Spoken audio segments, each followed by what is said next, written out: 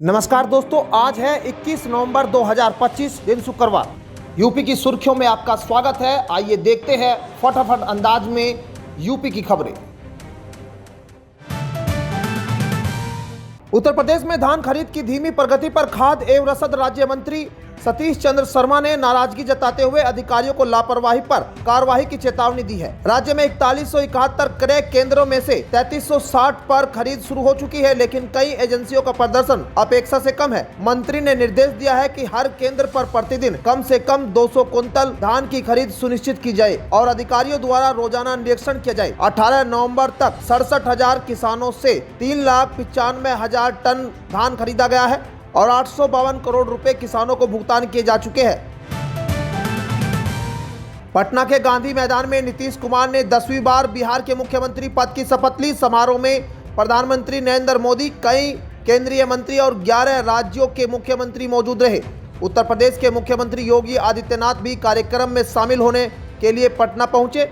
NDA विधायक दल की बैठक में नीतीश कुमार को सर्वसम्मति से नेता चुने जाने के बाद उन्होंने राज्यपाल को इस्तीफा देकर नई सरकार बनाने का दावा पेश किया था। बिहार चुनाव में प्रचंड बहुमत मिलने के बाद एनडीए के लिए यह शपथ ग्रहण ऐतिहासिक माना जा रहा है। दिल्ली धमाके के बाद यूपी में मदरसों की जांच तेज हो गई है।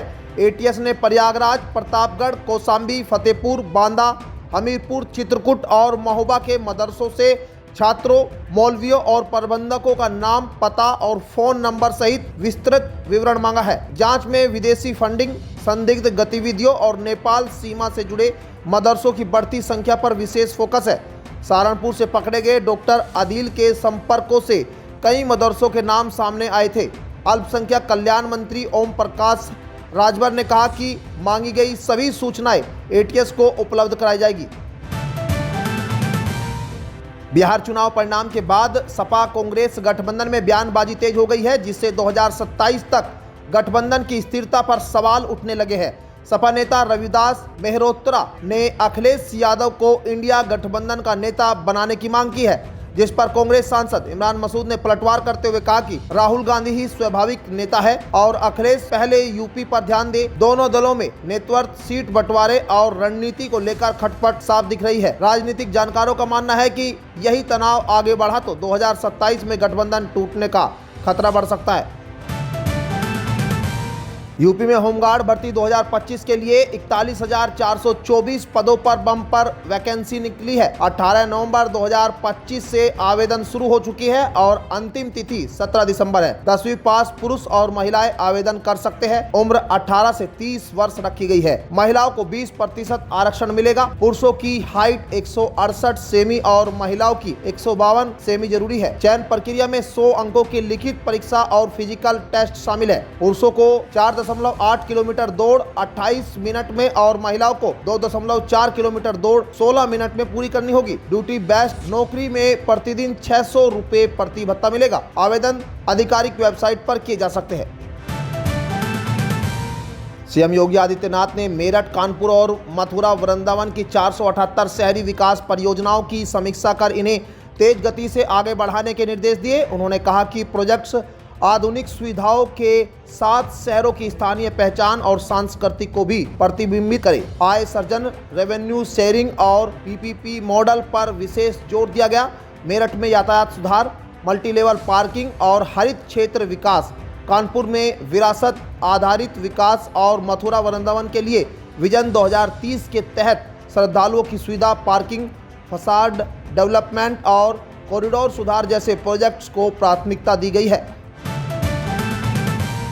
केंद्र सरकार ने अल्पसंख्यक बाहुल्य क्षेत्रों में बुनियादी सुविधाओं को मजबूत करने के लिए प्रधानमंत्री जन विकास कार्यक्रम के तहत 2025-26 के लिए बड़े प्रोजेक्ट प्रस्ताव मांगे हैं। जिन ब्लॉकों में 25% या उससे अधिक अल्पसंख्यक आबादी है, वहां शिक्षा, स्वास्थ्य, कौशल विकास, खेल, महिला सशक्तिकरण, स्वच्छता और सौर ऊर्जा और पेयजल से जुड़े कामों को प्राथमिकता मिलेगी। हर परियोजना की न्यूनतम लागत 1 करोड़ रुपए तक तय की गई है। नई गाइडलाइन के अनुसार पीएससी स्कूल, ITI छात्रावास, स्टेडियम, नल जल जैसी योजनाओं के प्रस्ताव मांगे गए हैं। विभागों को तय मानकों के तहत प्रस्ताव भेजने के निर्देश दिए गए।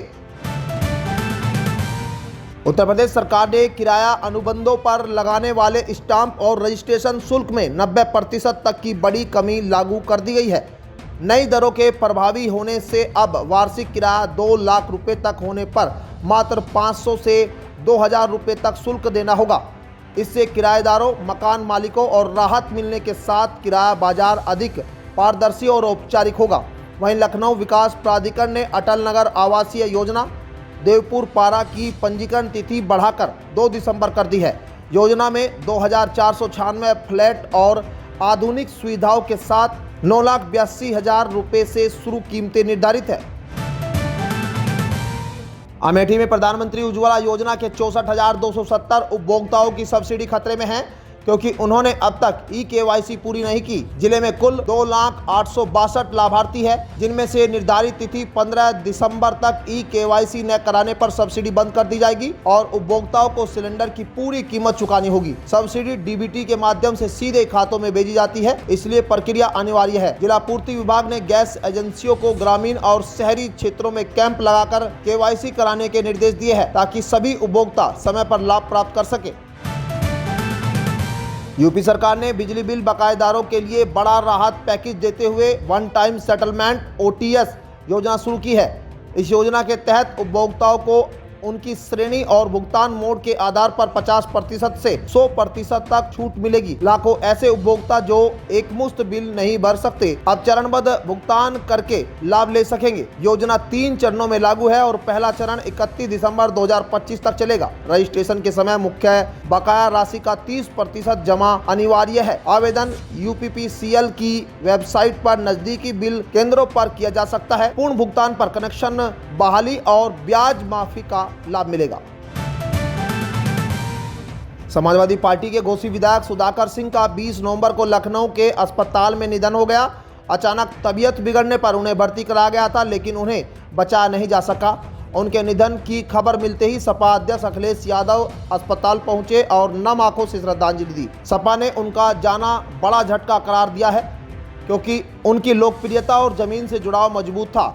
2023 के उपचुनाव में उन्होंने जॉइंट किलर के रूप में भाजपा उम्मीदवार को 40,000 वोटों से मात दी थी। फतेहपुर के ASP और पूर्व अंतर्राष्ट्रीय पहलवान अनुज चौधरी एक बार फिर चर्चा में हैं।